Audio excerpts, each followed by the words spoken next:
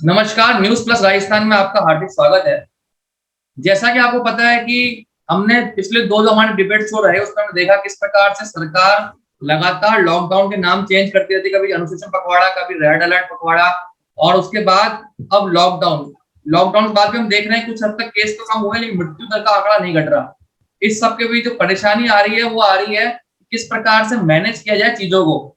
सबसे बड़ी जो दिक्कत आ रही है, वो ये आ रही है कि लोग सहायता मांग रहे हैं, चाह रहे हैं कि उनके लिए कुछ किया जाए, चाहे हॉस्पिटल से बेड के लिए किया जाए, चाहे ऑक्सीजन के लिए किया जाए, चाहे और रूप से, लेकिन लोग सहायता नहीं कर पा रहे हैं। क्या कारण है उन लोगों को सहायता नहीं कर पा रहे? उन सब चीजों को लेकर हम बातचीत करेंगे। हमारे साथ आज जुड़ चुके हैं पैनलिस्ट के रूप में सुमन शर्मा जी। मैम नमस्कार। जी नमस्कार।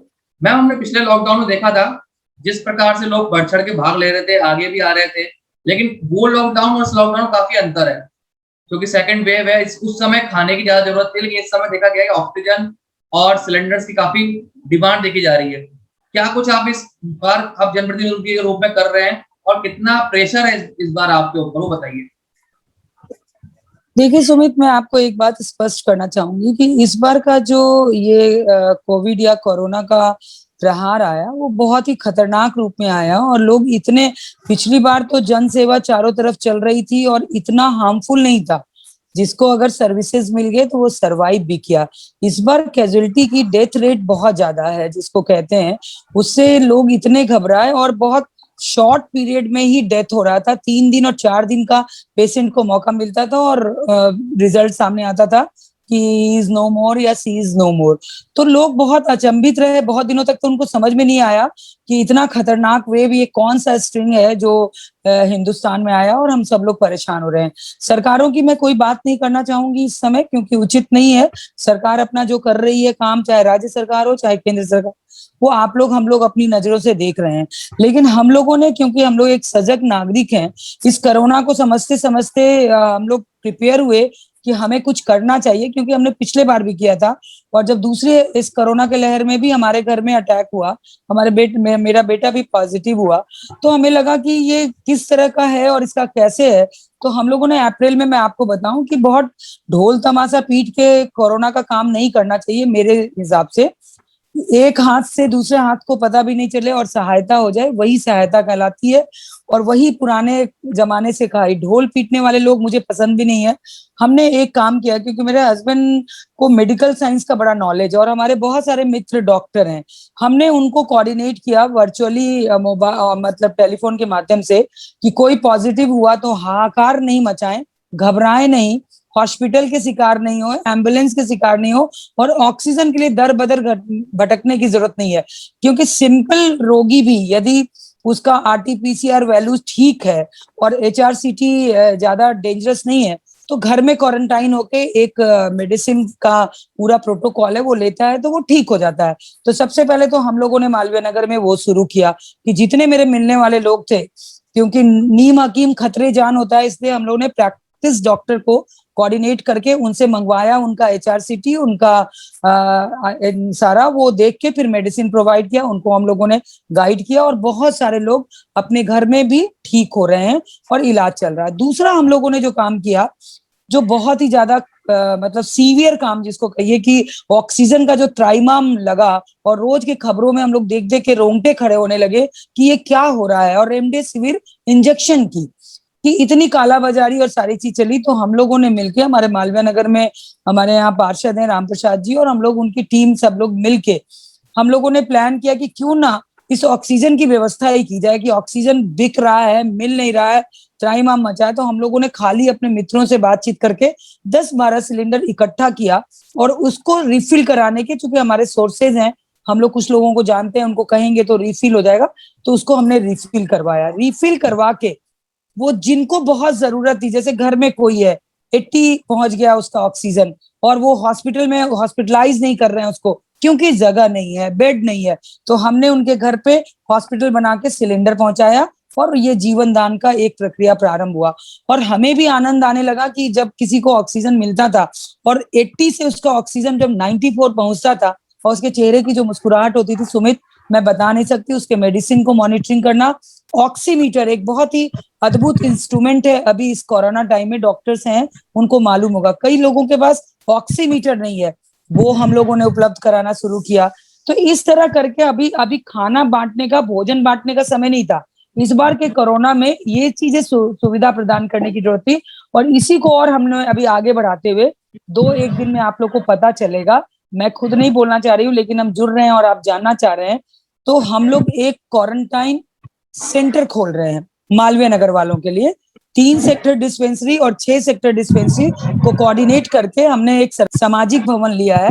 उसमें मैं क्वारंटाइन सेंटर शुरू कर रही हूँ उन परिवारों के लिए जिनके परिवार में 10 या 15 लोग हैं और कमरे 2 ही हैं, घर बाथरूम एक ही है, और उनके घर में 2 जने पॉजिटिव हो गए या 1 जने पॉजिटिव हो गए, तो पूरा परिवार भयभीत हो जाता है कि हम कैसे क्वारंटाइन कराएं। उन लोग के लिए मैं 2 दिन में हमारा क्वारंटाइन सेंटर चालू हो जाएगा, जिसमें अभी क्षमता 20 बिस्तर की होगी। 20 बेड लगवा रहे हैं हम लोग, और बेड के साथ हम भोजन भी प्रोवाइड उनको करेंगे। उनके पेशेंट रहेगा और उनका एक अटेंडेंट रहेगा। हम भोजन प्रोवाइड करेंगे, हम सारा मेडिकल फैसिलिटी देंगे, और वो जब क्वारंटाइन उनका कंप्लीट हो जाएगा, वो ओके हो जाएंगे, जब दोबारा आरटीपीसीआर टेस्ट से उनको फिर हम घर भेज देंगे। क्योंकि मालवीय नगर में ईडब्ल्यूएस के लोग बहुत हैं, जिनके घर बहुत छोटे हैं, इसलिए ये काम हमने शुरू किया।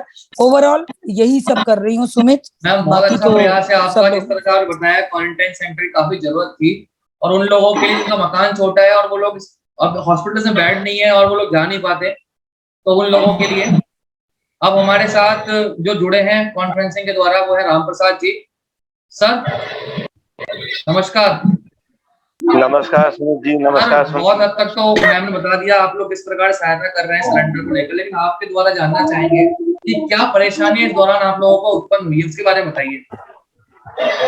नहीं, इसके बारे में पहले तो सुमन जी से बात करी हमने कि ऐसे अपने आसपास में दिक्कतें आ रही है, तो अपने छोटे छोटे 2-3 कारखाने थे में ऑक्सीजन के सिलेंडर फालतू पड़े थे, तो इनको असेंबल करके और इनसे कहा, तो इन्होंने कहा कि कुछ मैं प्रयास करती हूँ, कुछ कालीचंद जी करते हैं और इनको भरवाने का काम करते हैं। लेकिन इनके प्रयास से हमने 3-4 बार जाके भरवा के ले आए।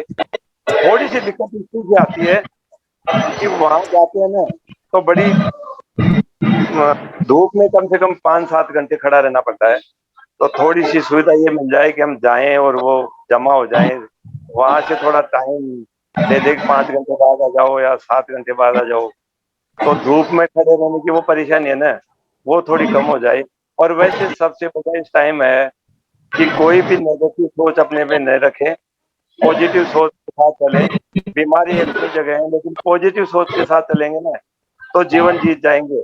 सभी से निवेदन है, सावधानी बरतें, और जो भी दवाई हो उसको लेते रहें, घर में रहें, फालतू न निकले। और हम तो सुमन जी से मिलते हैं तो उनको कुछ देख के ऐसे लगता है कि अपन सब जन को जीत जाएंगे, क्योंकि उनके दिशा निर्देश ऐसे रहते हैं कि हम तो वैसे ही खुश हो जाते हैं। पता ही नहीं है हम किस घर में जा रहे हैं, कोरोना में जा रहे हैं, सादा में जा रहे हैं, जो इच्छा होती है वो करके आ जाते हैं। ऊपर वाला हमारे पे आशीर्वाद बनाया हुआ है। बहुत सही कहा रामप्रसाद जी। बिल्कुल आशा करते हैं कि आपको सहायता मिलती रहेगी इसी प्रकार से आपके शिष्टमंडल द्वारा। ललित जी जुड़े हुए हमारे साथ। ललित जी, किस प्रकार से इस लॉकडाउन में बहुत बेहतरीन सहायता कर रहे हैं लोगों की, और हमने देखा किस प्रकार से आपने लगातार भोजन बांट रहे हैं। ये बताइए कितना मुश्किल है इस समय लोगों को सरवाइव करना, और क्या क्या परेशानी आपको आ रही है। बात तो जिस प्रकार से सुमन शर्मा जी की एक पहल है क्वारंटाइन सेंटर की, एक बहुत तारीफ काबिल है, जो एक अच्छी मुहिम चला रहे हैं सरकारी। जैसे इन्होंने कहा सामुदायिक भवन जो समाज के द्वारा प्रोवाइड कराया जाएगा, उसके अंदर एक क्वारंटाइन सेंटर खोल रहे हैं।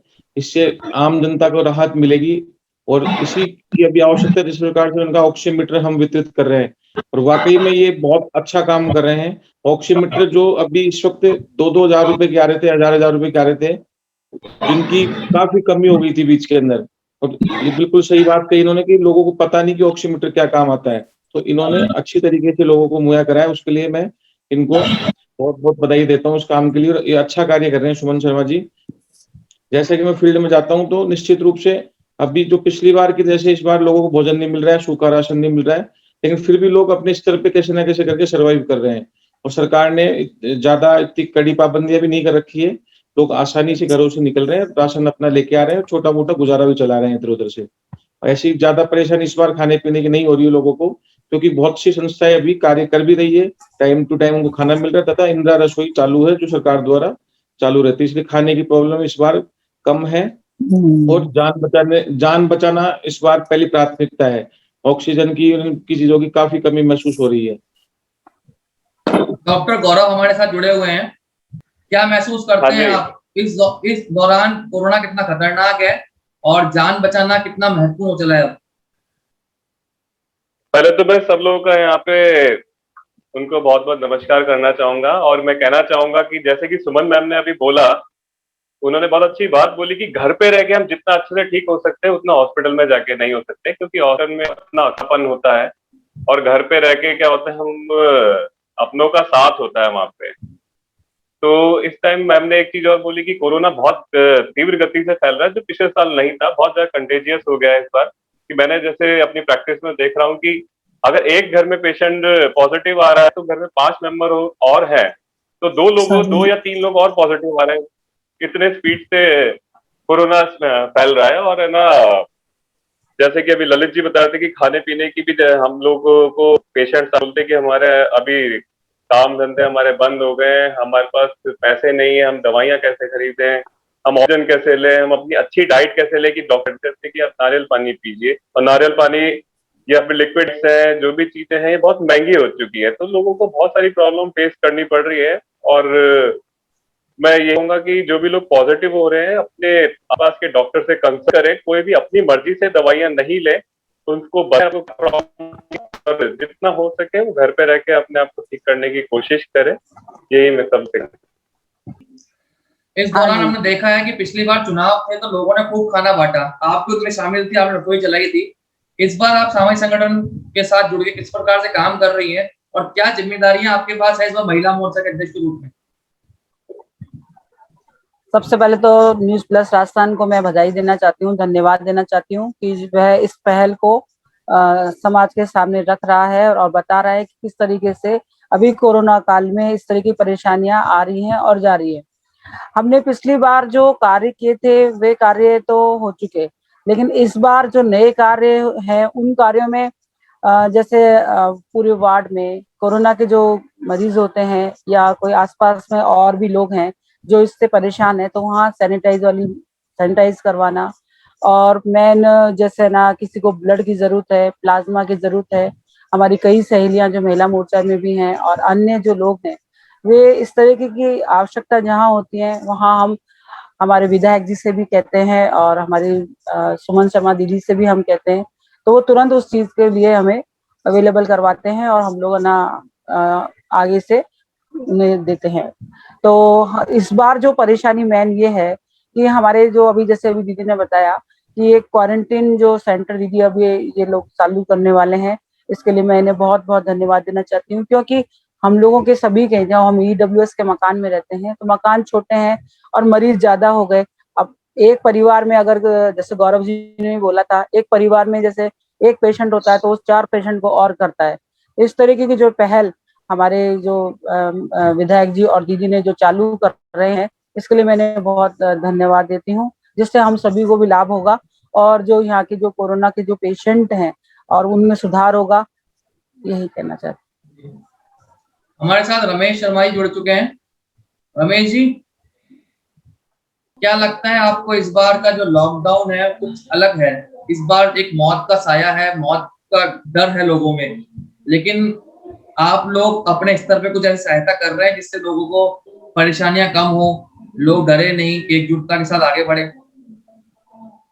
सर, कोशिश तो सभी कर रहे हैं। अभी अपने आप में लोग बाग इस बार घरों से भी कम निकल रहे हैं ऐसे तो, और सब अपने अपनी जगह से अपने घर से कोई बाहर निकल के सहायता कर रहा है। और हमारे वार्ड पार्षद राम प्रसाद जी शर्मा जो एक बहुत ही अच्छी पहल चालू करी है, उन्होंने घर घर ऑक्सीजन पहुंचाना, तो सबसे बेहतर कार्य तो मेरे को वो लगा उनका। रमेश जी, जनरली क्वेश्चन पूछना चाहूंगा, क्या लग रहा है इस बार लॉकडाउन का जो सार्थकता है वो क्या दिखने लगी है अब? क्योंकि हम देख रहे हैं जिस प्रकार से अभी भी लोग लापरवाह होकर घूम रहे हैं, कुछ आंकड़े कम हुए हैं लेकिन क्या वो आंकड़े सिर्फ मौतों के आंकड़े तो कम हो नहीं रहे, हम देख रहे हैं लगातार देश में 4000 से ऊपर ही मौतें हो रही है, वो आंकड़ा कम नहीं हो रहा। हो सकता है कि कुछ रिकवरी रेट में बढ़ोतरी हुई हो, लेकिन क्या अभी भी लगता है आपको लॉकडाउन का जो अवधि है वो 24 तारीख के बाद भी बढ़ने वाली है? मैडम मैं आपसे जानना चाहूंगा। सुमित जी, मैं ये कहना चाहूंगी कि लॉकडाउन का देखिए बहुत ही बेटर इफेक्ट हम लोग को मिलने लगा। शुरू में अगर हम लोग लापरवाह नहीं होते, ये कहते हुए मुझे कतई गुरेज नहीं कि कहीं ना कहीं थोड़ी सी तो गलती हुई, थोड़ी लापरवाही हुई, जो पूरे हिंदुस्तान को इस कोरोना ने इस बुरी तरह हम लोगों को लपेटे में ले लिया। इसमें मास्क है जरूरी और 2 गज की दूरी, ये हमारा थंब लाइन था, ये हमारा लाइन था। इसको हम लोग जैसे छोड़े और क्वारंटाइन राज्यों पे छोड़ा गया और राज्य लापरवाह रही कि वो करें ये करें, केंद्र और राज्य की लड़ाई में हिंदुस्तान की जनता पिस गई। ये तो मैं मानती हूँ। जब से ये क्या नाम है लॉकडाउन शुरू हुआ है, तो आप भी देख रहे हैं ग्रेजुअली, चूंकि ये स्ट्रिंग इतना इस बार का तेज है, डॉक्टर साहब वगैरह है उनको मालूम है कि जब फैल जाने के बाद पूरे पूरे गांव लपेटे में आ गए हैं, तो कंट्रोल तो ये लॉकडाउन से ही होगा। अमेरिका को देखिए, यूके को देखिए, ऑस्ट्रेलिया, छोटे छोटे कंट्री ने 2-2 महीने का लॉकडाउन करके इतना सुंदर वातावरण बना लिया कि आज वो लोग बिल्कुल कोरोना फ्री हो गए हैं, बिना मास्क के घूम रहे हैं और आजादी की दुनिया में जी रहे हैं। पर हम लोग छोटी छोटी बातों को लेके एक दूसरे पे आरोपित करते रहे कि केंद्र सरकार ने लॉकडाउन क्यों लगाया, कुछ पॉलिटिकल लीडर उसको क्रिटिसाइज करते रहे, फिर केंद्र सरकार ने कहा कि भाई आप लोग पे छोड़ देते हैं, स्टेट वाले तय करो, तो फिर क्रिटिसाइज हुआ कि स्टेट वाले क्यों, आप क्या करोगे। तो ये जो लड़ाई इंटरनल रही जिसका हम लोग खामियाजा भुगत रहे हैं, तो मेरी नजर से लॉकडाउन मस्ट है, सीरियसली लगाना चाहिए। विदाउट लॉकडाउन हम लोग इसको नहीं पार कर सकते हैं। ललित जी क्या लगता है आपको, लॉकडाउन का एक और चरण हमको देखने को मिल सकता है? ये लॉकडाउन जून तक बढ़ सकता है? जैसे जयपुर शहर में भी केसेस ज्यादा आ रहे हैं, बाकी कुछ शहरों में जोन वाइज ये कुछ मेरे हिसाब से डिक्लेयर करेंगे, नई जो चीज आई गाइडलाइन। अब 24 तारीख तक तो निश्चित रूप से और भी कम हो जाएंगे केसेस। जोन वाइज ये कुछ अलग अलग कुछ कर सकते हैं इसके अंदर। जी गौरव जी, मेरी बात आवाज सुन पा रहे हैं आप? डॉक्टर साहब कि जिस प्रकार से लगातार केसेस बढ़ रहे हैं, क्या लगता है कब तक इसका पीक आने वाला है और कितना हमें अभी और सावधान रहने की जरूरत है? देखिए, सावधानी तो बहुत लंबे टाइम तक अभी हमारे को रखनी है, क्योंकि सावधानी हटी दुर्घटना घटी। जैसे कि मैम ने कहा, बहुत सही बात कही कि बीच में क्या किया लोगों ने कि काफी सावधान रहे। जैसे ये डाउन हुआ तो लोगों ने मास्क हटाना स्टार्ट कर दिए और बहुत आराम से घूमना फिरना स्टार्ट कर दिया, तो कोरोना बहुत जल्दी और बहुत ज्यादा स्प्रेड हुआ। तो इसमें मैं एक थोड़ी सी बात और करना चाहूंगा कि मैं एक वाइल्ड लाइफ कंजर्वेशनिस्ट हूँ और मैं पर्यावरण के लिए पिछले 11 सालों से काम कर रहा हूँ। तो आप देखेंगे कि बहुत सालों से आपने कभी, मतलब मेरी लाइफ में तो मैंने देखा ही नहीं कि मई के अंदर टेम्परेचर 40 कभी क्रॉस नहीं किया है। तो ये चीज अभी तक उठी नहीं। क्लाइमेट चेंज का कोरोना पे बहुत बड़ा इफेक्ट आया कि अभी तक गर्मी नहीं आई है। गर्मी आती तो शायद इसका असर कुछ और देखने को मिलता।